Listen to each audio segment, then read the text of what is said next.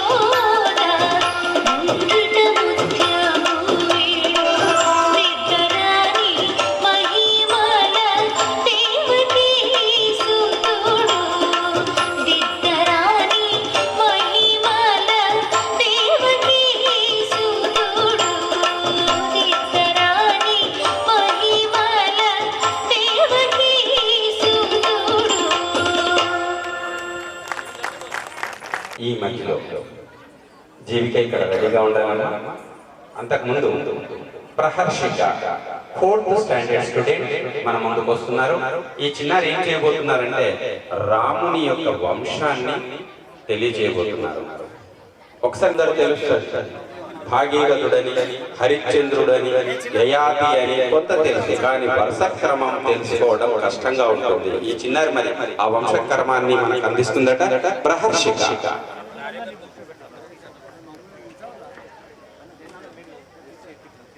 జై శ్రీరామ్.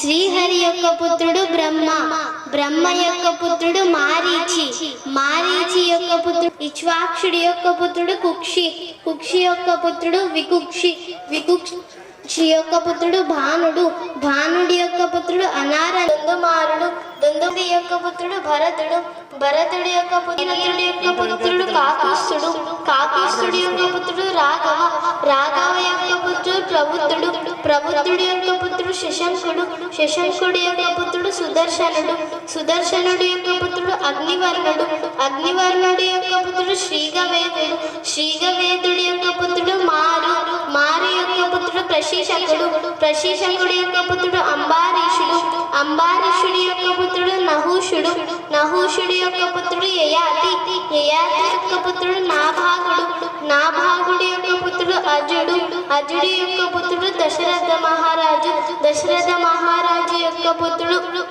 శ్రీరామచంద్రుడు.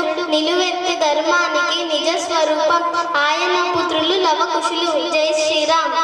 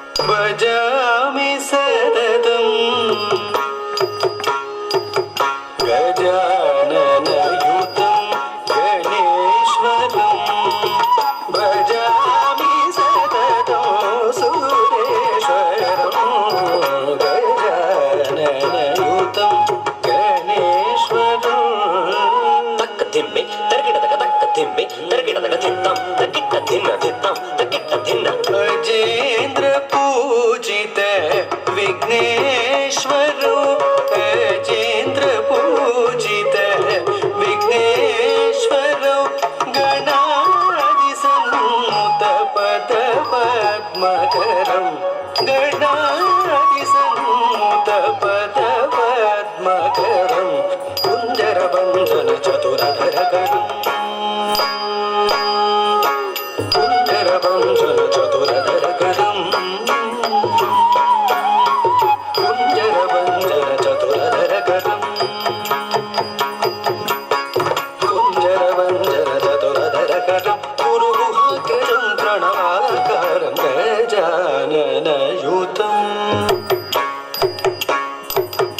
भजामि सततं कुञ्जरबन्धन चतुरधरकरं गुरुगुहाग्रजं प्रणवाकारं गजाननयुतं गणेश्वरं भजामि सततं सुरेश्वरं गजाननयुतं गणेश्वरं गजाननयुतं गणेश्वरं गजाननयुतं गणेश्वरं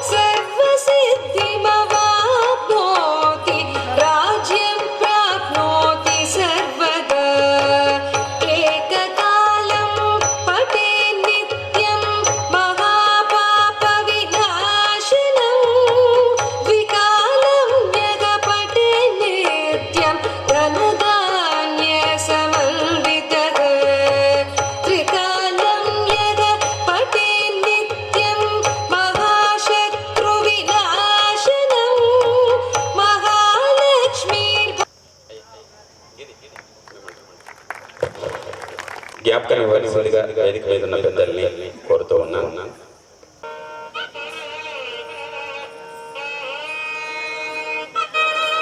మరికొద్ది సేపట్లో స్వామీజీ వారు రాబోతున్నారు.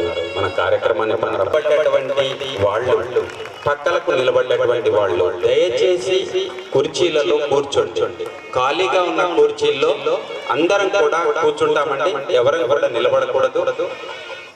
సూచనలు అందరూ కూడా పాటించండి దయచేసి కోరుతూ ఉన్నాం. చిన్నారులు కానీ పెద్దలు కానీ దయచేసి మీ ఆసనాలను విడిచి ముందుకు రావద్దు. తర్వాత ఎక్కడ వారు అక్కడే కుంభహారతితో వారిని ఆహ్వానిస్తూ ఉన్నాం. మరి సేపట్లో స్వామీజీ వారు వస్తారు. అంతవరకు మనం వెనకాల ఉన్నవారు వెనక భాగంలో కొత్త వాళ్ళు వచ్చిన వాళ్ళు వెనకాల కూర్చునే అవకాశం ఉంటుంది. దయచేసి అక్కడ ఖాళీ ఉంచకండి ప్లీజ్.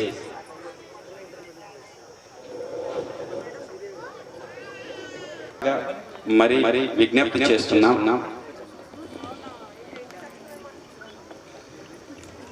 అక్కడ లైటింగ్ బాగా ఉంది. మరి దీప పురుగులు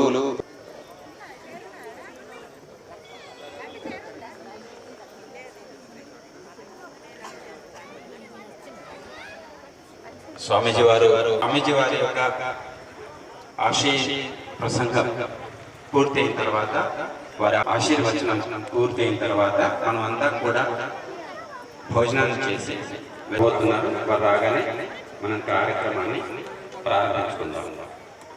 ఈనాటి కార్యక్రమాన్ని హిందూ సమ్మేళనం గాయత్రి ఎవరు కూడా ముందుకు రాకండి, అక్కడే కూర్చొని ముఖ్య అతిథిగా ఈనాటి కార్యక్రమానికి హంపి జగద్గురు శ్రీ విరూప గట్టిగా జై శ్రీరామ్. ప్రధాన వక్తగా గౌరవనీయులు శ్రీ వరంగంటి శ్రీనివాస్ గారిని వేదిక మీదకి రావాల్సిందిగా కోరుతున్నాం. ఇందూర్ విభాగ సహకార్యవాహ గారిని, అధ్యక్షులు మధుల నందన్ రెడ్డి గారు, శ్రీ పెంటిగాడి లక్ష్మీనారాయణ గారిని, ప్రధాన కార్యదర్శి ఆకుల నరేష్ గారిని వేదిక మీదకి రావాల్సిందిగా ఆహ్వానిస్తూ ఉన్నాం. అదేవిధంగా కార్పొరేటర్ గారు ఇప్పకాయల సుమిత్రా కిషోర్ గారిని వేదిక మీదకి రావాల్సిందిగా ఆహ్వానిస్తూ ఉన్నాం. ఆరోగ్యం ధన సంపద శత్రు బుద్ధి వినాశాయ దీపజ్యోతి నమోస్తుతే. కోరుకుంటూ అందరు కూడా దయచేసి అక్కడ నిలబడకండి, ఎవ్వరు నిలబడకూడదు. సూచన అంతా చైర్స్ ఉన్నాయి, వెనక వెళ్ళి కూర్చోవలసిందిగా ప్రతి ఒక్కరికి విజ్ఞప్తి చేస్తూ ఉన్నాం. ఎవ్వరు కూడా ముందుకు రావద్దు, దయచేసి సూచన గమనిస్తామండి.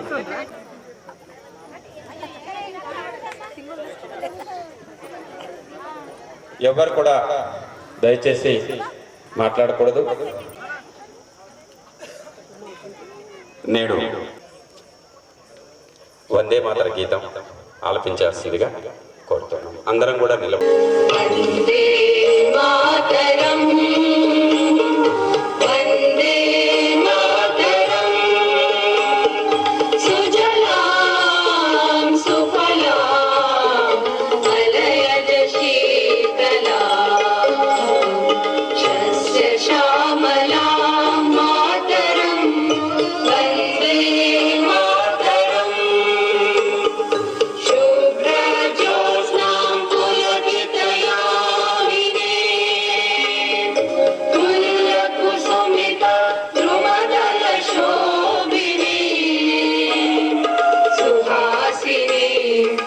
Hare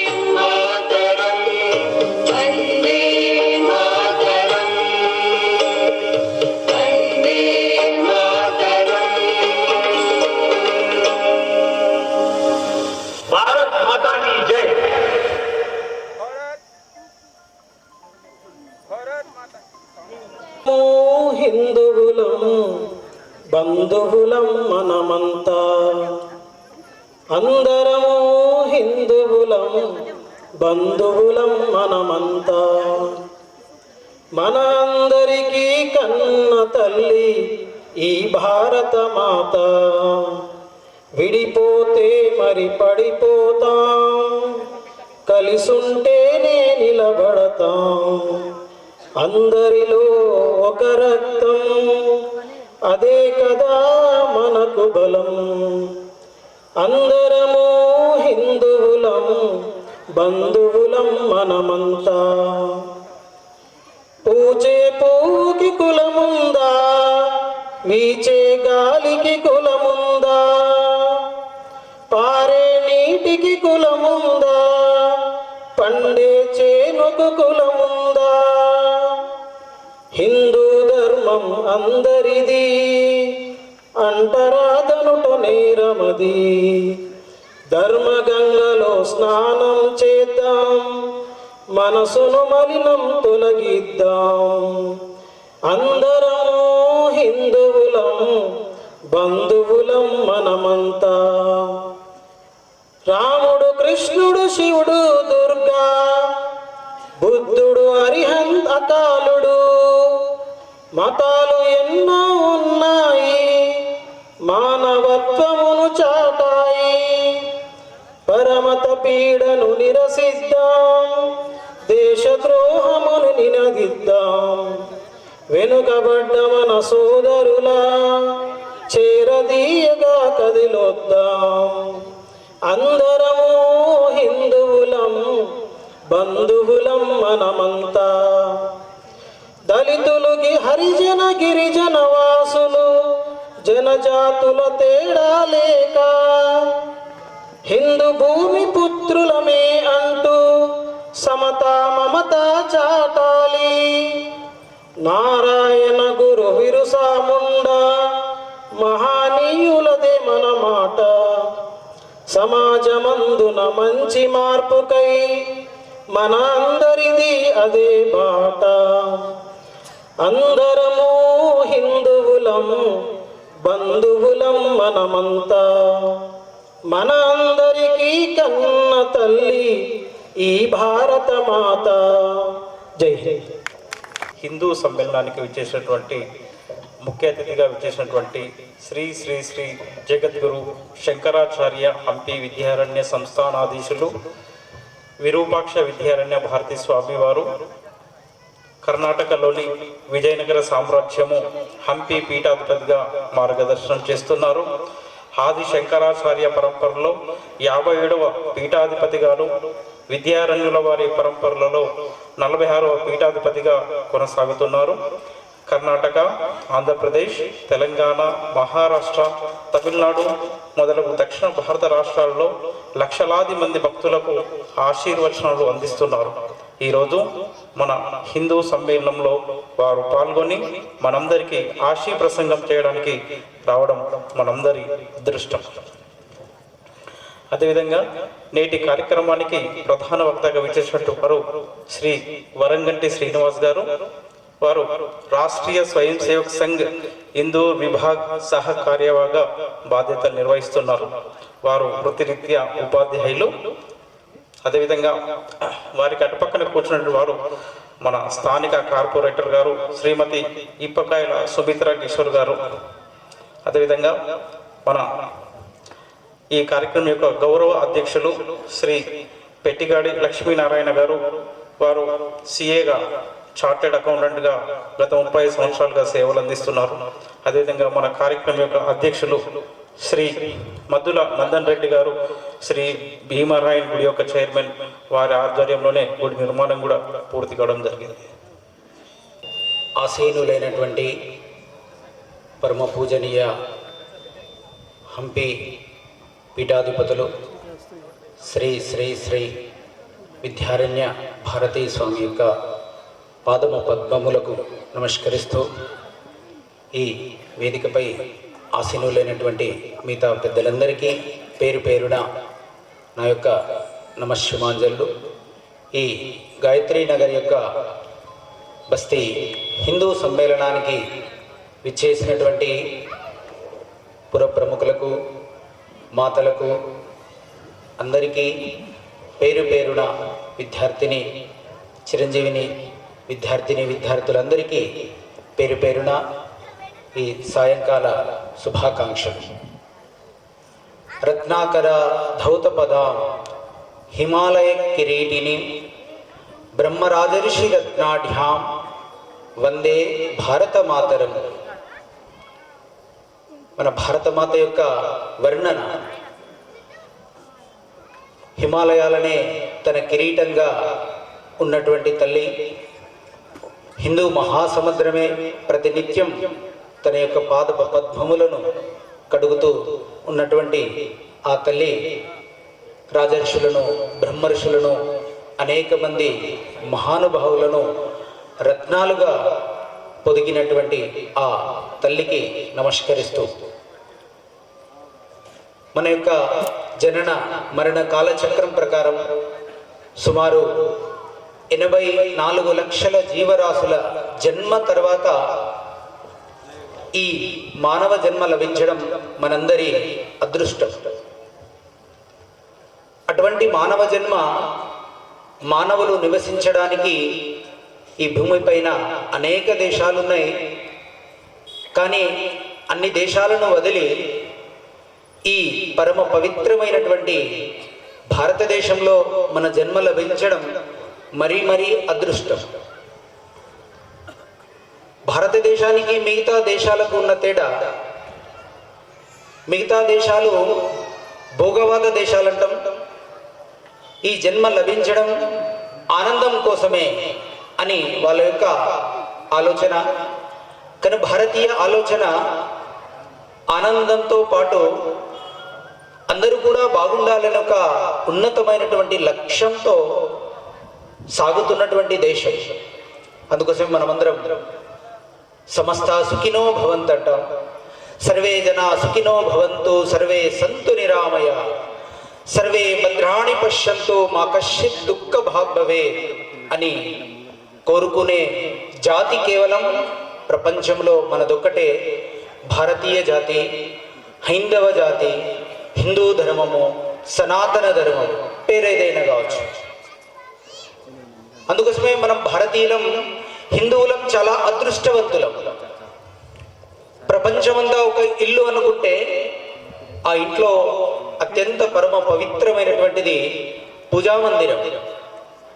అటువంటి పూజామందిరమైనటువంటి భారతదేశంలో మన జన్మ లభించడం మన యొక్క పూర్వజన్మ సుకృతం. ఒకటి భారతీయత అయినా, హిందుత్వమైన, మానవ జన్మైన చాలా విశేషమైనటువంటిది. అందుకోసమే భారతీయత యొక్క వయస్సును నిర్ధారించడం ఏ శాస్త్రవేత్తకు కొలమానానికి అందనటువంటిది మన ఇతిహాసం. కొన్ని లక్షల కోట్ల సంవత్సరాల నుంచి ఈ దేశం ఉంది.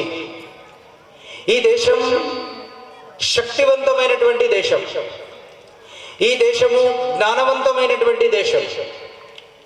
శస్త్రానికి ఎంత విలువ ఇస్తామో శాస్త్రానికి కూడా అంత విలువ ఇచ్చినటువంటి దేశం భారతదేశం. భారతదేశం ఎప్పుడు కూడా పరాధీనంలో లేదు. కొన్ని సంవత్సరాలు ఉండొచ్చు కాక, కానీ భారతదేశం శక్తివంతమైనటువంటి దేశం. మన పక్కనే మరాఠా సామ్రాజ్య యోధుడు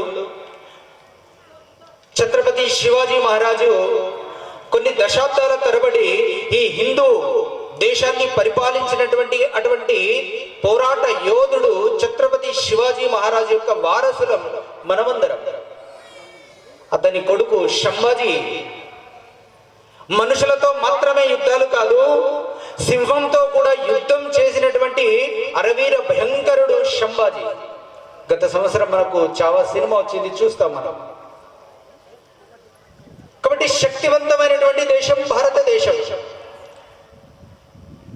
రాజస్థాన్ దగ్గర చిత్తోడ్ రాజ్యంలో, మేవాడ్ రాజ్యంలో మహారాణా ప్రతాప్ ఉంటాడు. అక్బర్ పైన యుద్ధం చేస్తున్నటువంటి సందర్భం.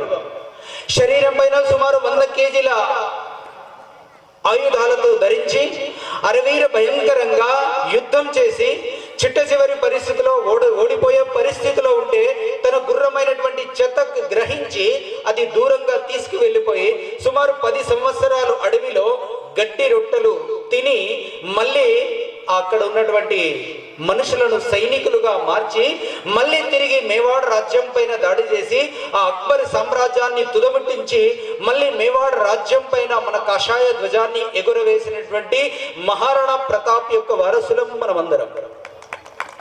చెప్పట్లేదు. క్రీస్తు శకము 1712 ప్రాంతంలో మొహమ్మద్ కాసిం మన దేశం పైన యుద్ధం చేస్తాడు, దాడి. కాసిం యొక్క సైన్యాన్ని, కాసిం యొక్క మంది మార్బలాన్ని మన భారతదేశంలో అప్పుడు పరిపాలిస్తున్నటువంటి బప్పరావణుడైన ఒక రాజు తరిమి కొట్టి మన దేశాన్ని దాటించి, మన దేశం యొక్క సరిహద్దులను దాటించి ఇప్పుడున్నటువంటి పాకిస్తాన్ లో ఉన్నటువంటి రావల్పిండి చెక్ పోస్ట్ అని ఉంటుంది, ఆ రావల్పిండి చెక్ పోస్ట్ వరకు దాటించినటువంటి ఘనత సాధించినటువంటి బప్పరావల యొక్క వారసులం మనమందరం. భారతదేశం పైన అనేక దాడులు జరిగాయి. హూనులు, కుషానులు, తురుష్కులు, మొఘలులు, డచ్లు, ఫ్రెంచ్ వాళ్ళు, పోర్చుగీస్ వాళ్ళు, అరబ్బులు, మహమ్మదులు, లోడీలు, పఠాన్లు, షేకులు, అనేక రకాల వందల రకాల దాడులు జరిగినప్పటికీ భారతీయ సమాజము, హిందూ సమాజము ప్రతిఘటించింది. ఆ సమూహంలో ఉన్నటువంటి ఒక హూన జాతి భారతదేశానికి దండయాత్ర చేయడానికన్నా ముందు చైనా దేశం పైన దండయాత్ర చేస్తే మనం బాహుబలి సినిమాలో కాలకేయుల గురించి చూస్తాం. కాలకేయులు ఎంత భయంకరమైన వాళ్ళు, అంతకన్నా 100 రెట్లు భయంకరమైనటువంటి జాతి హూనులు. అటువంటి హూనులు చైనా దేశం పైన దాడి చేస్తే చైనా దేశం వాళ్ళు తమ దేశాన్ని రక్షించుకోవడానికి చుట్టూ the great wall of China అంటాం, ఆ చైనా దేశము చుట్టూ ప్రహారీ కూడా నిర్మించుకున్నారు వాళ్ళ ధాటికి తట్టుకోలేక. అప్పుడు హూన జాతి మన భారతదేశం పైన దండయాత్ర చేయడానికి వస్తే భారతదేశాన్ని పరిపాలిస్తున్నటువంటి యశోధర్ముడు ఆ హూన జాతిని దాడి చేసి ఆ హూన జాతిని సమూలంగా నాశనం చేసి హిందూ ధర్మాన్ని కాపాడినటువంటి యశోధర్ముని యొక్క వారసులం మనమందరం. ఢిల్లీ కేంద్ర మొఘలాయులు పరిపాలిస్తున్నటువంటి సందర్భంలో ఢిల్లీ సుల్తాన్లు అస్సాం వైపు, ఈశాన్య రాష్ట్రాల వైపు ప్రవేశించకుండా సుమారు దశాబ్ద కాలం పాటు ఆ అస్సాం, ఆ ఈశాన్య రాష్ట్రాలను పరిరక్షించినటువంటి యోధుడు లాచిత్ బడుపుఖాన్ యొక్క వారసులం మనమందరం. కొన్ని భారతదేశం ఎప్పుడు కూడా శక్తి విహీనంగా లేదు. భారతదేశం కూడా ఎప్పుడు పరాధీనంలో ఉన్నప్పటికీ భారతదేశం కూడా ఎప్పుడు కూడా ఓటమిని అంగీకరించలేదు. ప్రతిఘటించినటువంటి సందర్భం భారతదేశంలో కోకొల్లలు. భారతదేశం అత్యంత శక్తివంతమైనటువంటి దేశం. కేవలం శక్తి మాత్రమే కాదు, భారతదేశము జ్ఞానవంతమైనటువంటి దేశం. శస్త్రానికి ఎంత విలువ ఇచ్చామో శస్త్రానికి కూడా భారతీయ సంస్కృతి భారతదేశం అంత విలువ ఇచ్చింది. కొన్ని ప్రపంచ దేశాలకు ఏది ఎప్పుడు అవసరమో భారతదేశం అందిస్తూనే ఉంది. గణితంలో 0 అవసరమైనప్పుడు 0ను అందించినటువంటి దేశం భారతదేశం. ఖగోళంలో అనేకమైనటువంటి సమీకరణాలను అందించిన దేశం భారతదేశం. ఇందాక హనుమాన్ చాలీసా పారాయణం జరిగింది. యుగ సహస్ర యోజన పరభాను లిల్యో తాయి మధుర ఫలజాను అని మధ్యలో వస్తుంది. అది అందులో అర్థం కనుక చూసినట్టయితే యుగ సహస్ర యోజన పరభాను, మన భూమికి సూర్యునికి మధ్య దూరం వస్తుంది. యుగ 1200 సహస్ర 1000 యోజనము సుమారు 1.5 కిలోమీటర్స్. ఇదంతా లెక్క కడితే కరెక్ట్ సరిగ్గా భారత భూమికి సూర్యునికి మధ్య దూరం వస్తుంది. కాబట్టి ఎప్పుడో భారతదేశంలో ఖగోళ శాస్త్రం ఉంది. ఒక ఆర్యభట్టుడు, ఒక వరహామీరుడు, అనేక మంది ఖగోళ శాస్త్రవేత్తలు ఈ దేశంలో జన్మించారు. ఇప్పుడు మనం వైద్యం కోసం విదేశాలకు వెళ్తున్నాము. ఒకప్పుడు విదేశాల నుంచి భారతదేశానికి వైద్యం వచ్చింది. సుశ్రుతుడి యొక్క వారసులం, చరకుని యొక్క వారసులం భారతదేశం. ఒకటి భారతదేశం అత్యంత విజ్ఞానవంతమైనటువంటి దేశం. ఒకప్పుడు ప్రపంచంలో నాగరికత లేని సందర్భంలో అజ్ఞానంగా ఉన్న సందర్భంలో భారతదేశంలో అద్భుతమైనటువంటి నాగరికత విలసిల్లింది. లోకమంత చీకటిలో తల్లడిల్లుతున్నప్పుడు నాగరికత లేని నరులు పామరులై ఉన్నప్పుడు వేదాలను వెతికి తెచ్చి జ్ఞాన భిక్ష పెట్టినావే. నిజముగను జగద్గురువే ఓయమ్మ నీవు జయము జయము భరతమాత జయము నీకు జగన్మాత. కాబట్టి ఈ దేశం ఏది ఎప్పుడు అవసరమో అది ఇస్తూనే ఉంది ప్రపంచానికి. ఈరోజు ప్రపంచంలో అనేక దేశాలలో యోగ వెంబడి తరలుతున్నది. జూన్ 21 రోజు ఆ యోగ శాస్త్రాన్ని అందించినటువంటి పతంజలి మహర్షి మన భారతదేశం. అటువంటి భారతదేశం యోగ శాస్త్రాన్ని ప్రపంచానికి అందించింది. ఇందాక భరతనాట్యం చూసాం, అద్భుతమైనటువంటి నాట్యం. ఈ వెస్ట్రన్ కల్చర్ లో అద్భుతంగా భరతనాట్యం ప్రదర్శించారు చిన్నారులు. అద్భుతమైనటువంటి సంగీతం. అటువంటి సంగీతాన్ని ప్రపంచానికి అందించినటువంటి దేశం భారతదేశం. సంగీతం కేవలం కళ మాత్రమే కాదు, మానసిక శారీరకమైనటువంటి అనేక రుగ్మతలను వ్యాధులను నశింపజేసే ఒక అద్భుతమైనటువంటి మంత్రం, మెడిసిన్ సంగీతం. అక్బర్ దగ్గర తాన్సేన్ అనే ఒక సంగీత విద్వాంసుడు ఉండేవాడట. తన యొక్క సంగీతంతో దీపక్ రాగాన్ని పలికితే దీపం వెలిగేదట. అద్భుతమైనటువంటి మంత్ర ఉచ్చారణతోని వర్షం సైతం కురిసేది. కాబట్టి భారతదేశము జ్ఞానవంతమైనటువంటి దేశం భారతదేశం. కాబట్టి భారతదేశం అత్యంత శక్తివంతమైనటువంటి దేశం, జ్ఞానవంతమైనటువంటి దేశం.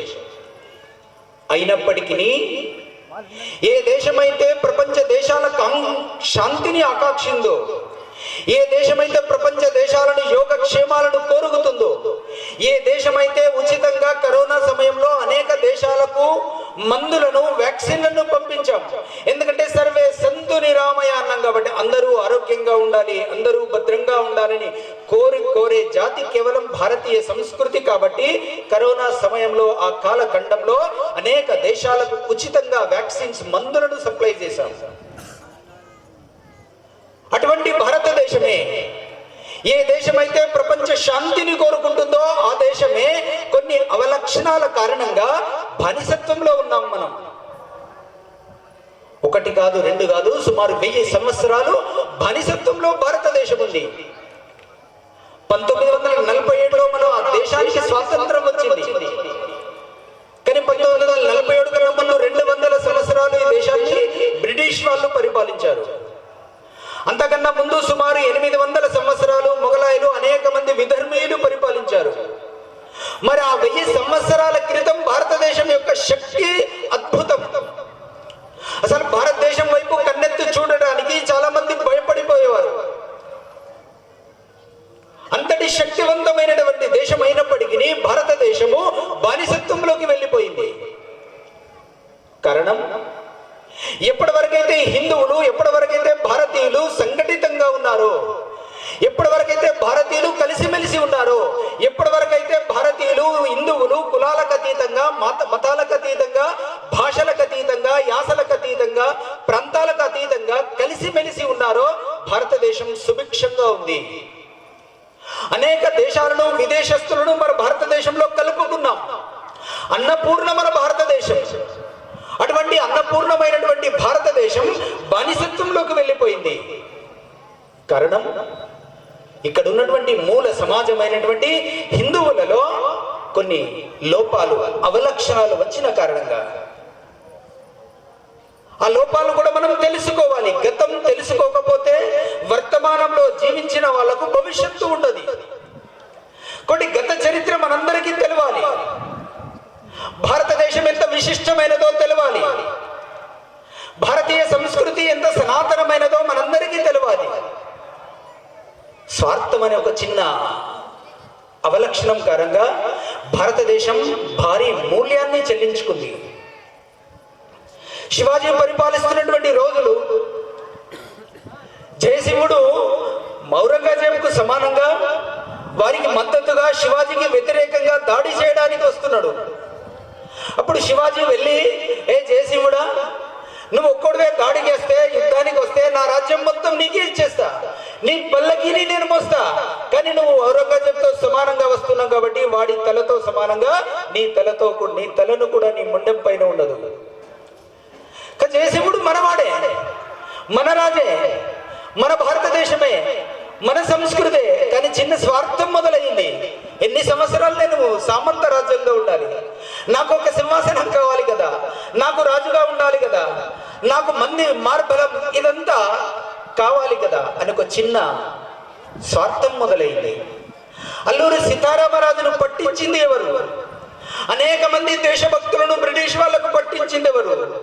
ఆజాద్ చంద్రశేఖరు, భగత్ సింగ్, రాజ్గురు, సుఖదేవ్, సావర్కరు, అనేక మంది లక్షలాది మంది దేశభక్తులను విధర్మీయులకు పట్టించింది ఎవరు? అందరూ మన వాళ్ళే. చిన్న స్వార్థం.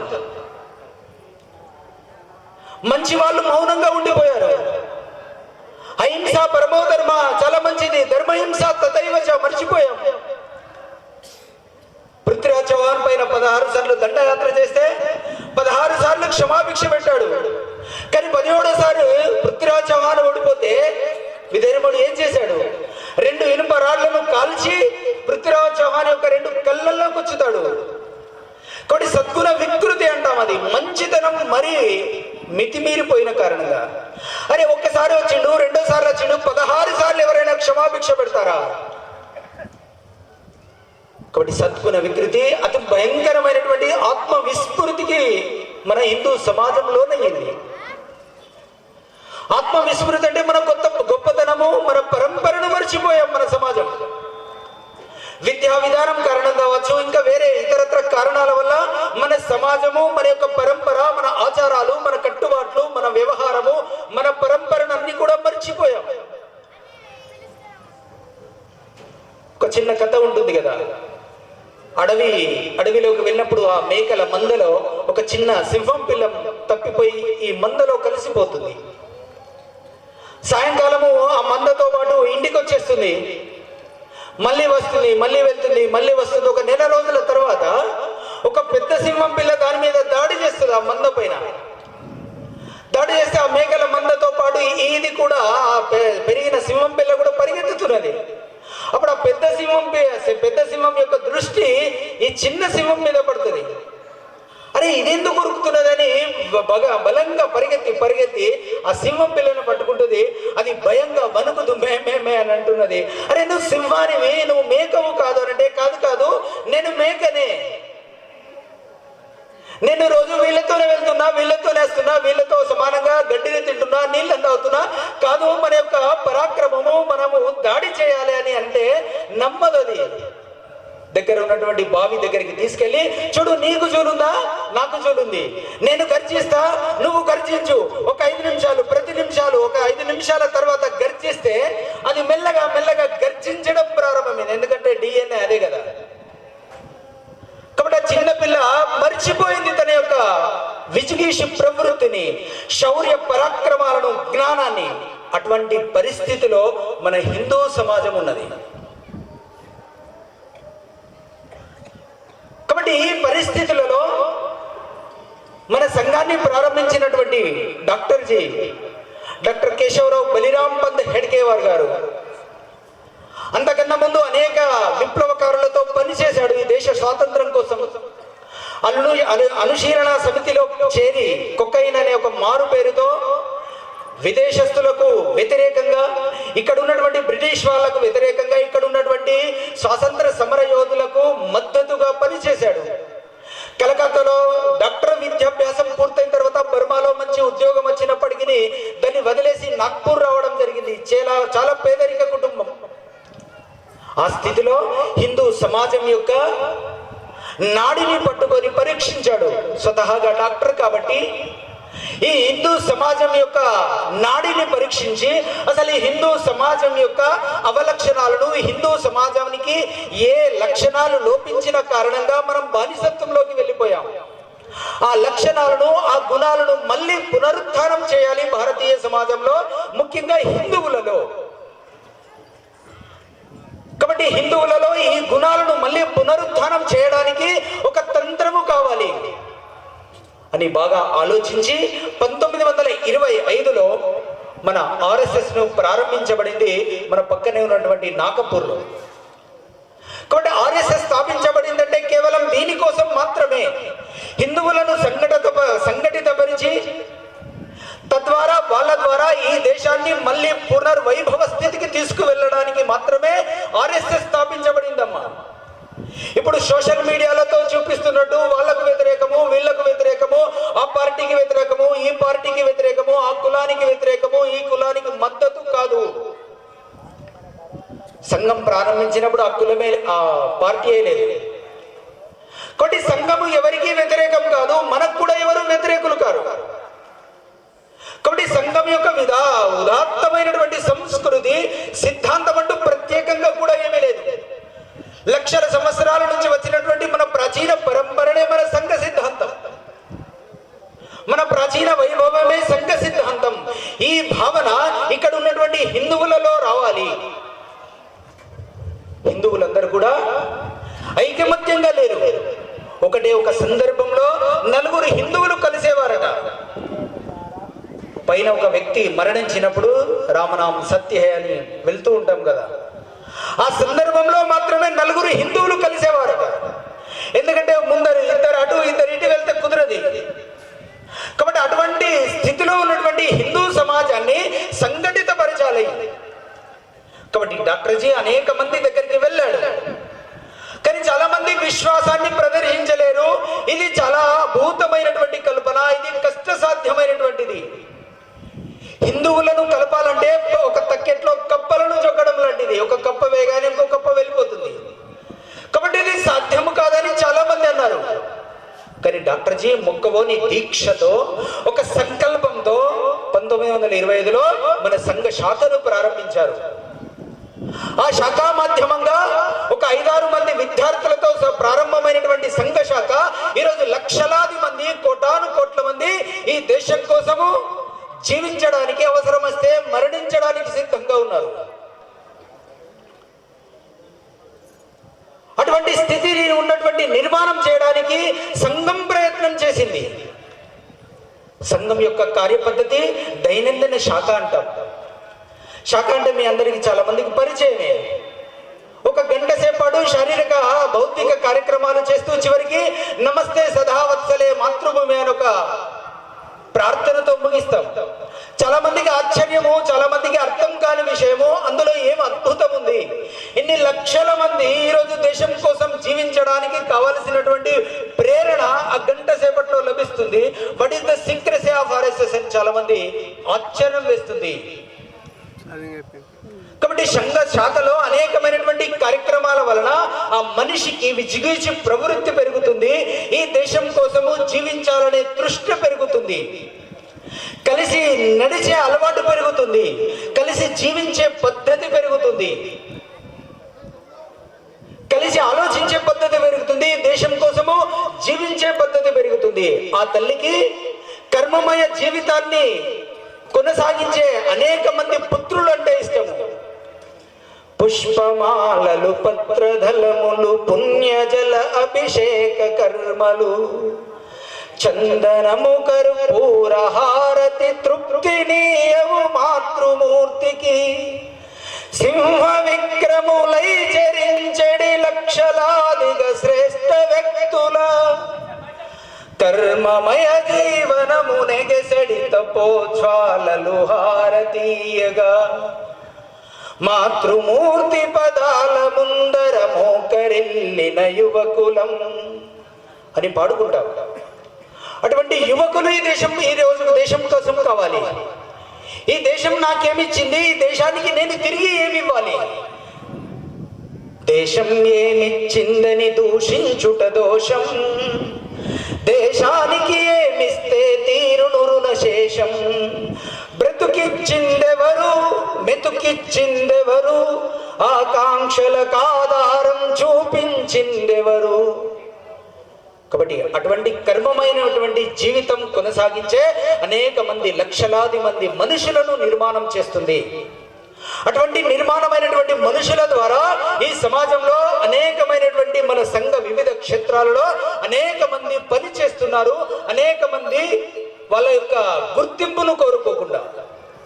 మనకి ఎటువంటి అవార్డులు అవసరం లేదు, రివార్డులు అవసరం లేదు, సన్మానాలు అవసరం లేదు, అనామికతతో పనిచేస్తున్నాం. అమ్మా నీ వైభవం ఉండాలి, తేరా వైభవ్ సదా రహేమా, అమ 4 దిన్ రహే నా రహే. మనం ఒక 4 దినాలు ఉన్నా సరే లేకున్నా సరే అందరూ బాగుండాలి, అందరూ అందులో నేనుండాలి అనుకుంటాం. కానీ మనం మాత్రము అందరూ బాగుండాలి, అందులో నేను లేకపోయినా పర్వాలేదు, నీ యొక్క వైభవం ఉండాలి. అటువంటి మనస్తత్వం ఉన్నటువంటి మనుషులను నిర్మాణం చేసే ఒక ప్రక్రియ సంఘ శాఖ. కాబట్టి సంఘ శాఖ ద్వారా అనేక మంది ప్రేరణ పొంది ఈరోజు సమాజంలో పనిచేస్తున్నారు. కాబట్టి ఈరోజు వ్యవస్థ మారాల్సినటువంటి పరిస్థితి ఉంది. వ్యవస్థను మారాలంటే వ్యక్తిగతంగా మనుషులు మారాలి. మనిషి మారినంత వరకు వ్యవస్థలు మారవు. అందుకోసమే సంఘము ప్రారంభించబడి 100 సంవత్సరాలైన దృష్ట్యా మన సంఘం ఒక 5 విషయాలు మన ముందు ఉంచింది మన పెద్దలు. ఒకటి సమరసత అంటాం.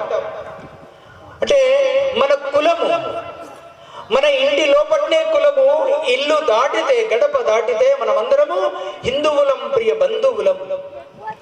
అసలు మన భారతీయ సంస్కృతిలో కూడా కుల ప్రస్తావన ఎక్కడా లేదమ్మా.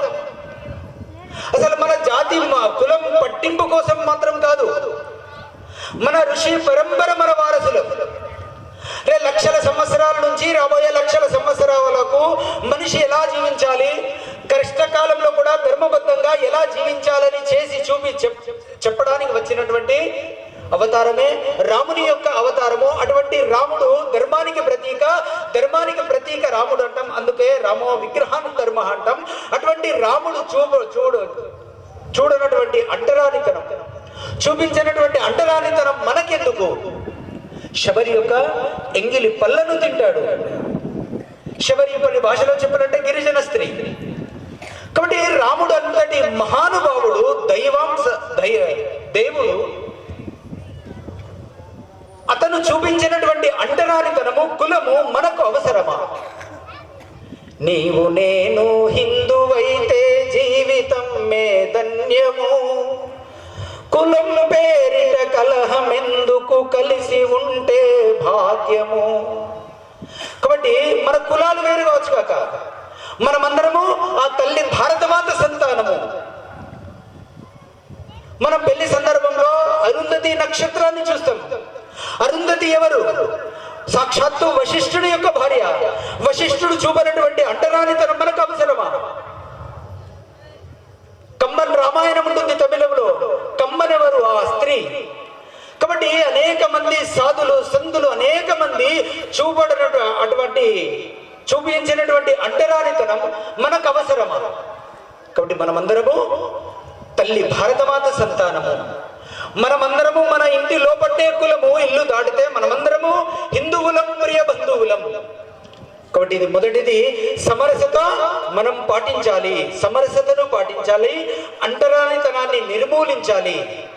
మొన్నటికి మొన్ననే రామాలయం శ్రీరామనవమి ఉత్సవాలలో కామారెడ్డి దగ్గర ఒక ఊర్లో ఒక వర్గం సంబంధించినటువంటి మనుషులను దేవాలయంలోనికి ప్రవేశింపజేయలే.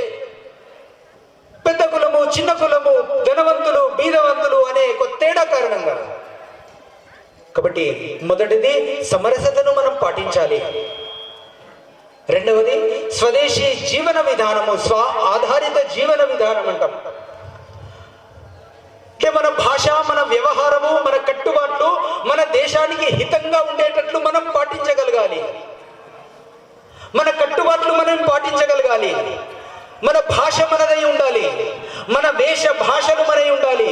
మన కట్టుబొట్లు, గాజులు ధరించడము, ఆభరణాలను ధరించడము, తిలకము ధరించడము మన దేశానికి హితంగా ఏది అవసరమో అది మనం పాటిస్తూ ఉండాలి.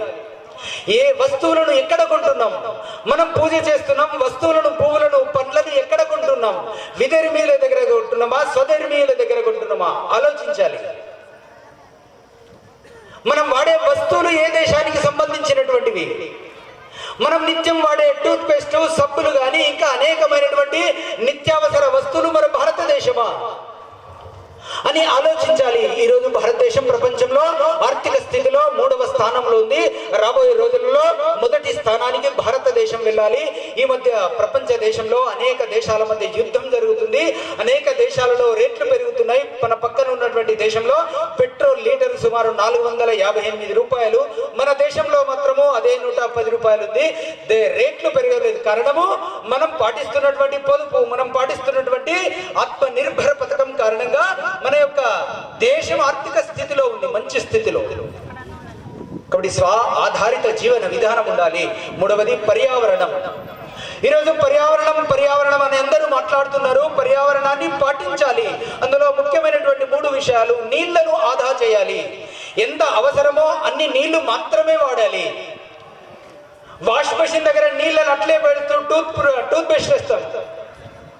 మనం ఎవరైనా అతిథి వస్తే నీళ్లు, మంచి నీళ్లు అమ్మలు మీరు పెద్ద గ్లాసులో ఇస్తారు, ముంతలో ఇస్తాం. అతను కొన్ని తాగుతాడు. వాళ్ళ తర్వాత ఆ నీళ్ళని ఏం చేస్తాం, సింక్ లో పారబోస్తాం. మీరందరూ కూడా ఆర్ఓ వాటర్ని వాడతారు. ఒక గ్లాసుడు ఆర్ఓ వాటర్ రావాలంటే 3 గ్లాసుల నీరు వేస్ట్ పోతుంది. ఆ వేస్ట్ పోయే వాటర్ కూడా ఒక బకెట్ లో సేకరించి వాష్రూమ్స్ కు, పూల మొక్కలకు వాడాలి. కానీ నేను ఏం మోస్తా, చాలా బరువు ఉంటుంది కానీ సింక్ లో వేసేయద్దమ్మా. కాబట్టి నీళ్లను ఆదా చేయాలి, మొక్కలను పెంచాలి, మొక్కలను సంరక్షించాలి. ముఖ్యమైనటువంటిది ప్లాస్టిక్ ను సాధ్యమైనంత వరకు నిరోధించాలి. ముఖ్యంగా సింగిల్ యూజ్ ప్లాస్టిక్ ను మొత్తము నిషేధించాలి. అమ్మలు మీరే మార్కెట్ కు వెళ్ళినప్పుడు మామూలుగా వెళ్ళి అన్ని కూరగాయలకు తలా ఒక పాలిథిన్ ప్యాకెట్ కవర్ తీసుకురాకుండా ఇంటి నుంచి ఒక బట్ట సంచి తీసుకువెళ్తామా? టిఫిన్ సెంటర్ కి వెళ్ళినప్పుడు పర్సీలో ఎందులో తీసుకొస్తున్నాం. అవి ప్లాస్టిక్ ప్లేట్లు కాదు, క్యాన్సర్ ప్లేట్లు అవి. అందుకోసమే మనం ఇప్పుడు కార్యక్రమం తర్వాత అందరికీ స్టీల్ ప్లేట్లలో భోజనం ఉంటుంది. ఇక్కడ ప్లాస్టిక్ ను మనం వాడద్దు. చాలా మంది మన సిటీలలో ఒక 2-3 అతిథులు వచ్చిన ఇంటికి ప్లాస్టిక్ విస్తారాలు వేసేస్తున్నారు, ఎవరు కడగాలని ఒక కారణంతో. దయచేసి అతిథులకు క్యాన్సర్ ని మీరు ఇస్తున్నారు. కాబట్టి ప్లాస్టిక్ ని నిషేధించాలి. ఇది పర్యావరణము. 4వది పౌర విధులు. పౌర విధులు అంటే మనం వాడాల్సినటువంటి, మనం యొక్క పాటించాల్సినటువంటి కర్తవ్యాలు, బాధ్యతలు పాటించాలి. హెల్మెట్ ధరించడము, ట్రాఫిక్ నియమాలను పాటించడము, మన యొక్క పన్నులు కట్టడము, అనేకమైనటువంటి నియమాలను మనం పాటించాలి. ఈ దేశ గౌరవాన్ని పెంపొందించాలి. జాతీయ గీతం కానీ, వందే మాతరం కానీ వచ్చినప్పుడు నిలబడి గౌరవించాలి. కానీ మన హైదరాబాద్ ఎంపీ భారత్ మాతాకి జై అని నేను ఎందుకంటారు, రాజ్యాంగంలో రాసి ఉందా అని అంటున్నాడు. కాబట్టి పౌర విధులు అంటే ఇవన్నీ కూడా మనం పాటించాలి. హక్కులు ఎంత ముఖ్యమో బాధ్యతలు అంతకంటే ముఖ్యము. రెస్పాన్సిబిలిటీగా ఉండాలి. చివరిది కుటుంబ ప్రబోధన. 5వది. ఈరోజు హిందూ సమాజంలో ఉన్నటువంటి కుటుంబాలు ఏ విధంగా ఉన్నాయి? యాంత్రికత పేరుతో మనం కుటుంబం అంటే ఒక భార్య, పిల్లలు, ఇల్లు ఉన్నంత మాత్రాన కుటుంబం కాదు. కుటుంబం అంటే ఆదర్శ హిందూ కుటుంబం ఉండాలి. ఆ కుటుంబంలో ఉన్నటువంటి ఫోటోలు, దేవీ దేవల ఫోటోలు ఎవరి ఉన్నాయి? మంచి మంచి సినిమా హీరోల ఫోటోలు ఉన్నాయా? మంచి మంచి దేశభక్తుల ఫోటోలు ఉండాలా? ఆలోచిద్దాం.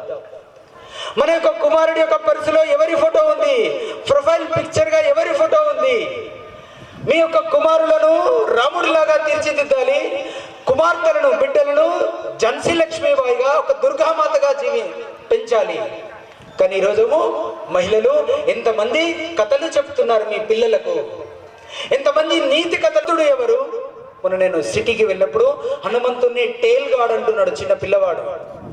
కాబట్టి మన యొక్క పరంపర ఏంది? మన సంస్కృతి ఏంది? మనం ఎవరి వారసులం? పాశ్చాత్యకరణలో మన యొక్క భారతీయతను మర్చిపోతున్నాం. మోడర్నైజేషన్ మంచిదే, కానీ westernisation it is not suitable for Hindu. కాబట్టి మనము మోడిఫై కావాలి. లేవు అని ఒక 2-3 పేపర్లలో వస్తాయి 2-3 రోజులు. నైతిక విలువలు ఎక్కడైనా మెడికల్ షాప్ లో దొరుకుతుందా? డోలో 650 దొరుకుతుంది, కానీ నైతిక విలువలు మెడికల్ షాప్ లో దొరకవు. మీ యొక్క ఒడిలో దొరుకుతుంది. అటువంటి ఒడిలో మంచి మంచి సంస్కారాన్ని అందించాల్సినటువంటి బాధ్యత, గురుతర బాధ్యత తల్లులు మీపైనే ఉంది. కాబట్టి మన కుటుంబంలో ఉన్నటువంటి ఆడవాళ్లకు, పురుషులకు మన యొక్క సంస్కృతిని నేర్పాలి. ఈరోజు మన ఆడవాస్తులు, పరమతస్తులు లవ్ జిహాద్ పేరుతోని మన అమ్మాయిలను ప్రేమ పేరుతోని వ్యామోహంలో పడగొట్టి వికృతమైన 20 సంవత్సరాల ప్రేమను త్రుంచి ఆ ఒక సంవత్సరంలో పరిచయమైనటువంటి అబ్బాయితో వెళ్తున్నాడంటే కారణం ఎంత ప్రేమను వాడు కపటంతో ఇస్తున్నాడు, అది వేరు. కానీ మనము నేర్పాలి కదా, మన సంస్కృతి ఏంది, బయటకు వెళ్ళేటప్పుడు ఎట్లా వెళ్తున్నాము, వచ్చేటప్పుడు ఎట్లా వస్తున్నారు, అది గమనించాలి కదా. ఎవరి ఫోన్లు వారికి అయిపోయినాయి, ఎవరి రూములు వారికి అయిపోయినాయి. కాబట్టి గమనించాలి. ఈరోజు సోషల్ మీడియాలో చూస్తున్నాం, తన్వీర్ అనే ఒక వ్యక్తి 180 మంది ఆడపిల్లల మాన బంగాలను దోచాడు. దానికి కారణం ఎవరు? కాబట్టి మన సంస్కృతిని మర్చిపోతున్నాం, యాంత్రికతతో జీవిస్తున్నాం. నా చిన్ని పొట్ట శ్రీరామ రక్ష, నేను, నా భార్య, నా పిల్లలు, నా వృత్తి, నా వ్యాపారం బాగా ఉంటే సరిపోతుంది. ఇది మాత్రమే కాదు సుమా హిందుత్వం అంటే. హిందుత్వం అంటే సర్వే భవంతు సుఖినః, అందరూ సుఖంగా ఉండాలని కోరుకుంటాం, తప్పులేదు. మన పైకి ఎవరైనా వస్తే ధర్మహింస తదైవచ అనే సూత్రాన్ని మర్చిపోతున్నాం. మన సంస్కృతిని కాపాడాలంటే కేవలం పూజ మాత్రమే కాదు సుమా. ఈ పూజ మాత్రమే కాదు, పూజా పద్ధతి పాటించాలి. ఆ పూజా పద్ధతిని, ఆ పూజా సంస్కృతి మీద ఆ దేవుడి పైన దాడి చేయడానికి వస్తే మనము ప్రతిఘటించాల్సినటువంటి సంఘటన స్థితిలో మనమందరం ఉండాలి. అందుకోసమే ఈ హిందూ సమ్మేళనాల పేరుతో ఒక బస్తీలో ఇలాంటి చిన్న చిన్న సమావేశాలు పెట్టి 100 సంవత్సరాలైన దృష్ట్యా మన ఇందూరు నగరం మొత్తము ఒక 50,000 మందితో ఒక పెద్ద బహిరంగ సభ పెట్టొచ్చు. కానీ అది కాదు, మనం ఇందూరు నగరంలో ఉన్నటువంటి 50 బస్తీలలో 50 హిందూ సమ్మేళనాలు ఇటువంటి చిన్న చిన్న, ఈరోజు సుమారు ఇక్కడ 1000 వరకు ఉండొచ్చు. ఈ 1000 మందిలో మన యొక్క విలువలను పాటించాలి. డీసెంట్రలైజేషన్ పేరుతో వెళితే ప్రతి హృదయాన్ని తాకచ్చు అనే ఉద్దేశంతో ఇటువంటి హిందూ సమ్మేళనాలను నిర్వహిస్తున్నాం. ఇటువంటి హిందూ సమ్మేళనాల్లో మనమందరం ఉన్నాము. మన సంస్కృతిని, మన వారసత్వాన్ని కాపాడే గురుతర బాధ్యత మనందరి పైన ఉంది. అటువంటి క్రతువులో, అటువంటి యజ్ఞంలో, అటువంటి తపస్సులో ఆ స్వామీజీ యొక్క ఆశీస్సులు, వారి యొక్క పాద పద్మముల యొక్క ఆశీస్సులు మన పైన ఉండాలని ఆకాంక్షిస్తూ, ఆ తల్లి భారతమాత, ఆ పరమేశ్వరుడి యొక్క కరుణ కటాక్షాలు మనమందరి పైన ఉండాలని ఆశిస్తూ ఈ అవకాశాన్ని ఇచ్చినటువంటి మీ అందరికీ చేతులెత్తి నమస్కరిస్తున్నాను. భారత్ మాతాకి తరం మాతరం. స్వస్తి.